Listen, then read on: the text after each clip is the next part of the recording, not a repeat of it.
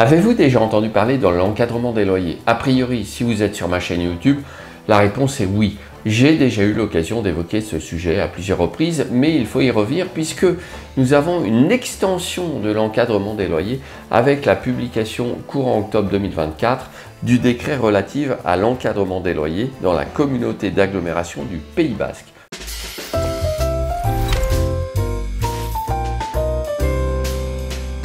Alors de quoi s'agit-il?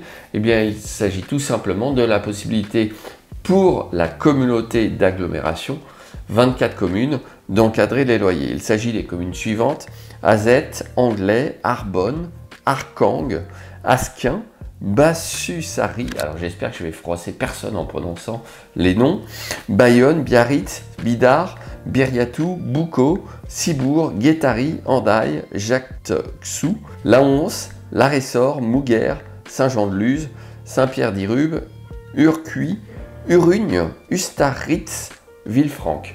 Vous le voyez, 24 communes qui potentiellement maintenant sont concernées par l'encadrement des loyers. Qu'est-ce que ça signifie? Ça veut dire que dans cette commune, il va être possible de fixer un montant du loyer maximum par mètre carré. À quoi sert la mesure d'encadrement des loyers? Elle est censée éviter l'envolée des loyers et permettre aux gens de se loger. En réalité, c'est une mesure qui est extrêmement controversée, voire critiquée, puisque en contrepartie, ça risque d'entraîner une raréfaction de l'offre. En effet, quel investisseur irait acheter un logement pour le mettre en location s'il sait qu'il sera contraint au niveau légal par un montant maximum du loyer qui ne lui permettra pas d'être rentable? C'est l'objet même de l'encadrement des loyers, éviter un loyer trop important. Mais si le loyer n'est pas assez important, l'investissement n'est pas rentable. Donc vous le voyez, il y aura sans doute quelques petites choses à louer pas cher. Le problème, c'est qu'il n'y aura plus grand chose à louer. Vous avez un remède éventuellement contre l'encadrement des loyers, c'est ce qu'on appelle le complément de loyer. Le complément de loyer, encore appelé surloyer, est une possibilité à certaines conditions de mettre un loyer plus important que le loyer maximum. Alors c'est un petit peu complexe. Pourquoi? Parce que les observatoires des loyers vont fixer un prix moyen au mètre carré. Vous allez pouvoir majorer ce prix moyen au mètre carré de 20%, ce que tout le monde fait évidemment. Et en plus de ça, vous allez pouvoir, dans certains cas, mettre un complément de loyer. Donc il faut que ça soit prévu dès le départ dans votre contrat de bail. Il faut aussi que le montant du complément de loyer soit distinct du loyer principal et du loyer majoré. Et il faut préciser ce qui vous permet de mettre en place le complément de loyer. Ça va être des éléments d'équipement hors normes, exceptionnels, une situation du bien immobilier également exceptionnelle.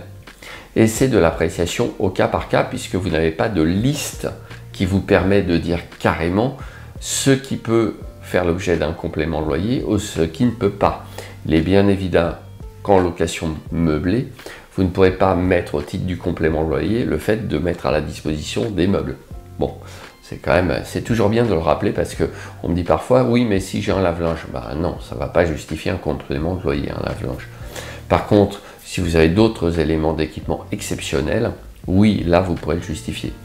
Vous avez aussi des exceptions à l'exception, comme d'habitude, évidemment, je suis tenté de vous dire, et notamment le fait que pour les logements qui sont classés en G ou en F, il n'est désormais plus possible d'appliquer un complément de loyer.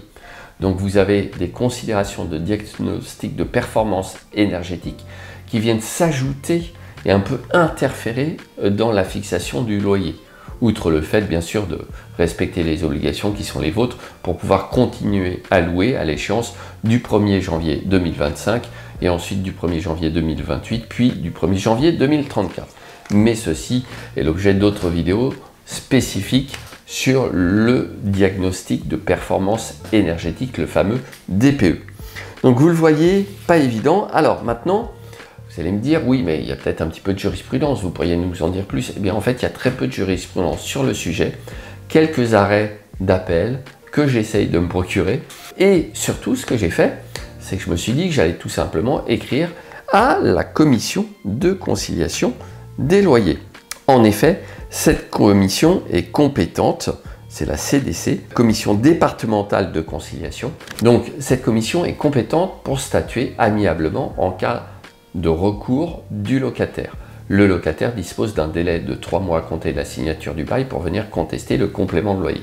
J'ai donc pensé que j'allais m'adresser à cette commission pour obtenir des exemples de complément de loyer et pouvoir utilement vous indiquer dans quel cas c'est admis et dans quel cas ça ne l'est pas. Malheureusement, je me suis heurté à un refus de communication de la commission au prétexte qu'il faudrait que je donne des noms d'affaires pour pouvoir me faire communiquer les décisions. Évidemment, je ne connais pas les noms des affaires puisque je réclame leurs décisions pour pouvoir en fait les étudier et vous fournir des informations sur le sujet. Réponse non. Adressez-vous à la CNIL, Commission nationale informatique et liberté. Ça peut paraître très étonnant, c'est la CDC de Paris. Cela pourrait pourtant être très utile pour vous éviter en tant que propriétaire de mettre des compléments de loyer qui ne seraient pas justifiés au regard de la jurisprudence de la CDC de Paris. Eh bien non, dommage, c'est à vos risques et périls et vous n'aurez pas d'indication à ce niveau-là, en tout cas pas en l'état.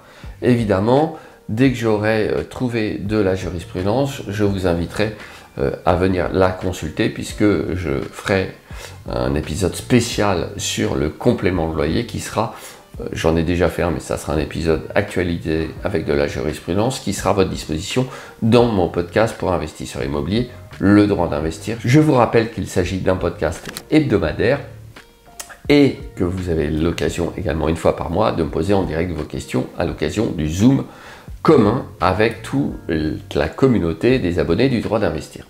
Cela dit, vous le voyez, encadrement des loyers, extension de l'encadrement des loyers, qu'on ne doit pas confondre avec le plafonnement, bien sûr, il y a des subtilités, et complément que vous devrez déterminer à vos risques et périls.